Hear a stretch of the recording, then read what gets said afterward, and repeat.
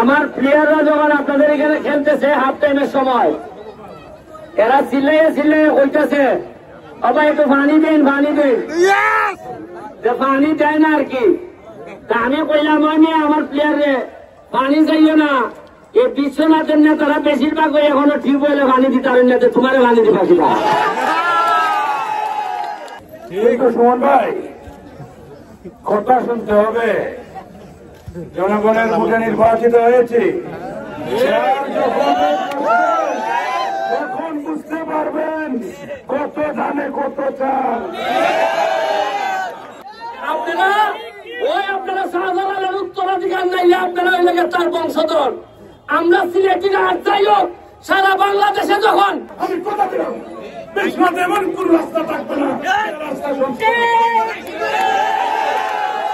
বিসমিল্লাহির রহমানির রহিম। Welcome to Sylhet to London. দেশ দেশের বাইরে থেকে যে যেখান থেকে দেখরা আজকে আমরা বিশ্বনাথের মাটির খুবই সাহসী যে ব্যক্তি আমাদের মাঝে বক্তব্য দিছেন, আপনারা আজকে দেখতে পারবো আমরা বেজিস্টার সুমন ভাই। এরপরে আমি আবার কইলাম যে পানি বাইটায় না চিল্লাইও না, রাস্তা যে চিকন চিকন এখানে আর চিল্লাইয়ে বেশি লাভ হইতো না। তবে একটা কথা কইছেন চেয়ারম্যান সাহেব, ভালো লাগছে যে যদি আওয়ামী লীগের এমপি থাকতা তাইলে হয়তো সরকারি ভাবে আরো তদবির করতে আল্লাহ নেই। এখানে তিনি এমপি তাই না বালা করতেছেন, তবে যদি আওয়ামী লীগের এমপি তো আরো জোর জবরদস্তি করে হইলে কিছু আনা গেল না। আমি আপনারা সব সময় উঁচা নজরে দেখি, বিশেষ করে উসমানীনগর, বিশ্বনাথ, এদিকে আপনার জগন্নাথপুর। তবে আপনার বর্ডার তো জগন্নাথপুর না নেই, আপনারাও তো আটকে দিচ্ছেন করে মন্ত্রী সাহেবকে তুললে হয় না। আমরা যে মন্ত্রী সাহেব মান্নান সাহেব 50 কোটি 100 কোটি নিয়ে আইছে মিয়া। আচ্ছা উনাইন একটা বিষয় লেগে উনাইন আমার এলাকাত গেছি একটা ব্রিজ বানাইতাম। আমার চেয়ারম্যান সাহেব কইলা যে আরে আপনি কি ব্রিজ বানাইতেন, স্যাংশনে গেছি মা বাবাকে করতেছে এটা হইতে বিঘাতে, আমি এটা বাদ দিয়া বাবা অন্য কেন করবো। এক পুরাবে যাইছে আইয়া হয়েছে ভাইসা আপনি খার কথায় বিরোধ চাইতেছেন, এবারটা আরো 10 বছর ধরে খালি মা বাবা আমি করে। এখন আমার বিশ্বাস আপনারা উপজেলা চেয়ারম্যান বেটা সরস, আমার চেয়ারম্যানটা দুর্বল আছিল একটু। আপনারা উপজেলা চেয়ারম্যান বেটা সরস, তাইনের সাথে আমার পার্টি অফিসে দেখা হয়েছে, তাইনের অনেক ক্ষমতা আছে। আমি আমার বিশ্বাস যেমন ধরেন এই যে বিশ্বনাথ আর জগন্নাথপুরের যে রাস্তা, আরে আপনারা তো একটা কথা তো হন লাগে, আপনারা তো সেলিম খানের সাথে তুলাই উঠতে পারতেছেন যে সাব কন্ট্রাক্টর 2 বছর ধরে খালি কামই করে। এটা আপনারা ভাবেন আমি জানি হচ্ছিকা, কারণ আমি যে দেখা চাই আগে আমি খবর লই যে কোন কোন খানে ই এলাকায় 12টা বাজে সেটা দিচ্ছেন। আপনারা জানেন কিনা যে চাঁদপুরে আমাদের মাননীয় শিক্ষামন্ত্রী 12টা বাজে সেটা দিচ্ছে সেলিম খানে, খালি বালুর ব্যবসা করিয়া। তরুণ যারা এরা দেখুন আমারে দেখুন একবারে তৃণমূল থেকে উঠতে গেছি। আমার বাড়ির থেকে দেখা যাইতে আপনারা যেমন সময় লাগছে এইরকম সময় লাগছে। প্রথমে টাকা গিয়ে খুঁজতে পারছি না, বালা করে শুদ্ধ ভাষাটা বলতে পারছি না। এই সময় আমি আমার এই পড়াশোনা দিয়া আজকে সারা বাংলাদেশে একটা জিনিস আমার মনে সবসময় আছিল যে আমি সিলেটের বুড়া, শাহজালালের উত্তরাধিকার, আমার মধ্যে কোনো বাটপারি নাই। আমি বালা করব, আমার যে রক্ত এই রক্ত আপনারা শরীরে, আপনারা শাহজালালের উত্তরাধিকার নাইলে আপনারা ওই লেগে তার বংশধর। আমরা সিলেটিরা আর যাই হোক সারা বাংলাদেশে যখন ফুটবল এরা খবর দিতে হয়েছে, আমি ব্যারিস্টার সমান দাঁড়াই গেছি গা, আপনারা আমার সাথ দিতেছেন। আমরা বাংলাদেশে ফুটবল দ্বারা আবার আকাশে তুলে খারাপ। ফুটবলের সাথে আমার প্রেম আর বিয়া দিছে ক্রিকেটের সাথে। আমরা প্রেম হইল ফুটবলের সাথে আর বিয়া দিছে ক্রিকেটের সাথে, দিয়া ওটাইতে সংসার চলে না, চলেনি। আর চেয়ারম্যান সাহেবের হাত দূরে হইয়া দিতেছি, আওয়ামী লীগের সেক্রেটারি সাহেবের হাত দূরে হইয়া দিতেছি, চেয়ারম্যান সাহেবের হাত দূরে হইয়া দিতেছি।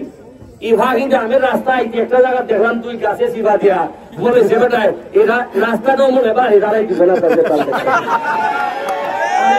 কারণ সব সময় তো এমনি আমন যায় না। আমরা এই রাস্তাটা আপনারা যদি একটু বড় হইয়া দেন, আপনারা তো বাইরে বাইরে আমরা আইতাম না, আমরা বাইরে থেকে আইয়া দেখবো যে রাস্তাঘাট বালা হইলে কইমো আরে বেটা সব বন্ধ করিয়া বইন দেওয়া দিলাম, কোনো অসুবিধা নেই।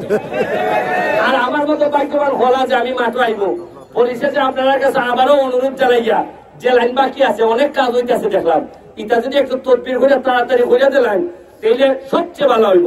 আর আরেকটা দুর্ভাগ্যের কথা আপনারা হইয়া যায়, আপনারা এত ধনী এত প্রবাসী অথচ খেল হইন আপনারা খেত আমার এলাকার খেত আপনারা খেত খেলেন।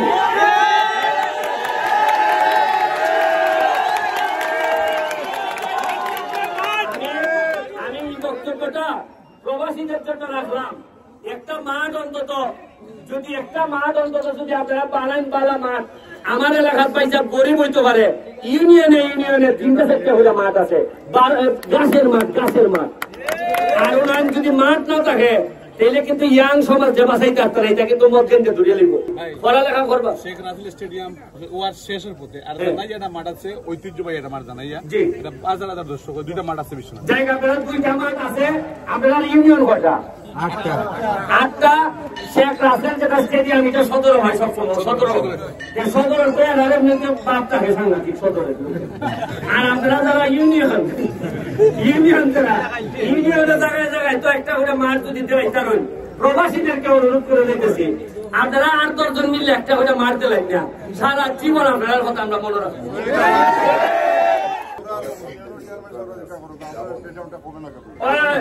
চেয়ারম্যান সাহেব জিজ্ঞাসা যে এখানে স্টেডিয়ামটা কবে হইব আমি ছেড়ে দিতেছি ভাই এখন তুই চেয়ারম্যান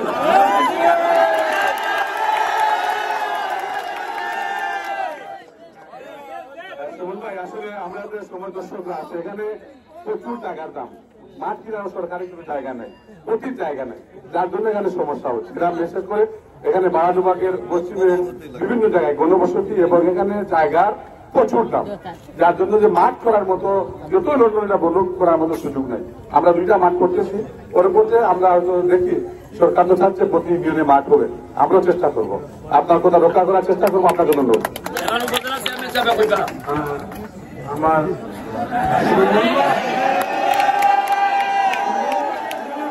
সুন্দর কথা হয়ে যাওয়ার ওই ইমনা অনেকে কম মানুষ আছে ইমনা সুন্দর গুছাই গাছাইয়া বই তাই এত সুন্দর করে বইতে পারে ঠিক সুমন ভাই কথা শুনতে হবে জনগণের মুখে নির্বাচিত হয়েছে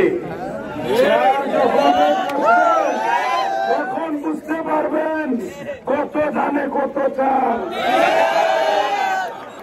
আপনার উপজেলাতে এত বড় বরাদ্দ নাই আজকাল যা কিছু করছি ঢাকা থেকে মন্ত্রণালয় থেকে সচিবালয় থেকে মন্ত্রণালয় পার্টি অফিস সব দিক দিয়ে ঘুরিয়ে ইতিমধ্যে 50 কোটি আমি স্যাংশন করেছি পরিকল্পনা মন্ত্রীর মাধ্যমে।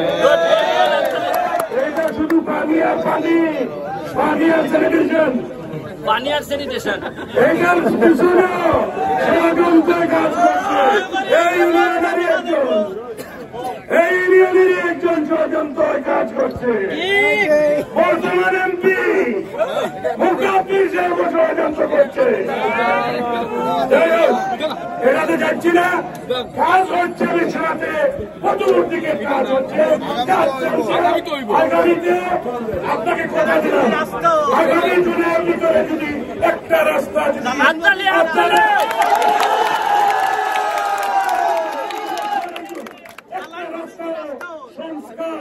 প্রত্যেকটি রাস্তার সংস্কার হবে আগামী জাতীয় নির্বাচনের আগে আমি কথা দিলাম বিশ্বনাথে এমন কোন রাস্তা থাকবে না রাস্তা সংস্কার। আমি আপনাকে বিশ্বনাথে আসার জন্য কৃতজ্ঞতা জানাই ধন্যবাদ জানাই। আপনি যে সুনাম অর্জন করেছেন এই সুনাম আমরা মনে করি আপনার সাথে আমাদের বিশ্বনাথের সাথে আপনার একটা গভীর সম্পর্ক রয়েছে আমরা হৃদয়ের সম্পর্ক। আপনি যে সুন্দর নিউজ দিচ্ছেন রাস্তা লইয়া আরো সংক্ষিপ্ত করি 2 মিনিট কিছু কইবানি অনলি 2 মিনিট না আমার বক্তব্য পরিষ্কার। বিশ্বনাথের মানুষ আমি প্রথম থেকেই জানি যে এরা অনেক উন্নত মানের এবং অনেক প্রবাসী কিন্তু অনেক বিশ্বনাথের মানুষ আছে কিন্তু এই জায়গায় আসার পর আমার মনে হয়েছে যে রাস্তাঘাটের যে অবস্থা তারপর পানি নাই সবকিছু মিলে এমন হয়েছে যে এখানে নেতৃত্বের অনেক বেশি ব্যর্থতা আছে এবং নিশ্চয়ই কোনো না কোনো বড় রকমের গ্যাপ না থাকলে এত কষ্ট করার কথা না। আমি দেখেন আপনি স্পষ্ট কথা বলতে পছন্দ করি, কেউ আমার কথায় পছন্দ করতেও পারেন নাও পারেন, কিন্তু আপনারা যা দেখছেন কিনা মাঠের মধ্যে যখন আমি রাস্তার কথা বলছি হাজার হাজার মানুষ রেসপন্স করছে, মানে হচ্ছে কি প্রতিটা মানুষের মনের কথা হচ্ছে কি তারা এই কষ্টটা সহ্য করতে পারতেছেন না। আমি জানি না যে এই এলাকার নেতৃবৃন্দ এটা বুঝতে পারতেছেন কিনা, বাট তাদেরকে এখন সময়ের যে ডাক, এই ডাক শুনতে হবে, এই রাস্তাগুলো ঠিক করতে হবে, রাস্তাগুলো বড় করতে হবে। এবং আরো দুঃখের কাহিনী, আপনি দেখেন বিশ্বনাথের মতো একটা জায়গায় আপনারা ক্ষেতের মধ্যে খেলতেছেন, মাটি নাই। এর চেয়ে আমি মনে করি লজ্জার কিছু হইতে পারে না এই এলাকার নেতৃবৃন্দের জন্য। তাই আমার একটা দাবি যে এই জিনিসগুলো অন্তত আপনারা চেষ্টা করলে পারবেন। আপনারা তো বক্তব্যতে সবই বলেন যে সবই পারবেন, তাহলে অন্তত একটা মাঠ বানাইতে পারবেন না, একটা রাস্তা সুন্দর করতে পারবেন না। তারপর আপনাদের বিশ্বনাথ আর জগন্নাথপুরের যে রাস্তাটা, এটা 2 বছর ধরে নাকি এই কাজই চলতেছে এবং সোহেল নামে একজন সাব কন্ট্রাক্টর, তার কাছে আপনাদের পুরো এলাকা বন্দী হয়ে হ্যাঁ বলতে চাই এখানে ফখরুল বাইরে তো আমার ওইভাবে দেখা হয় নাই, বাট আমি একটা জিনিস বলি, এই ধরনের ফখরুল সাহেবরা আছে বইলে কিন্তু এখনো আমাদের সিলেটটা ভালো আছে, কারণ এই ধরনের আয়োজন কিন্তু আপনাদের স্থানীয় কেউ করা প্রায় অসম্ভব, আর নেতারা তো আসলে আর বইলার লাভই নাই। তবে আমি ফখরুল ভাইকে অশেষ ধন্যবাদ জানাচ্ছি, কৃতজ্ঞতা জানাচ্ছি, এবং ফখরুল ভাইয়ের মতো আরো যারা প্রবাসী আছেন তাদেরকে বলবো যে আপনারা নিজের যে জন্মস্থান বা নিজের যে দেশটা, এই দেশটাকে আপনারা যদি না টানেন তাহলে আমাদের জন্য কিন্তু গভীর মানে দুঃস্বপ্নের মতো অনেক খারাপ খারাপ সময় আমাদের জন্য ওয়েট করতেছে। আবারও আপনাকে ধন্যবাদ জানাই।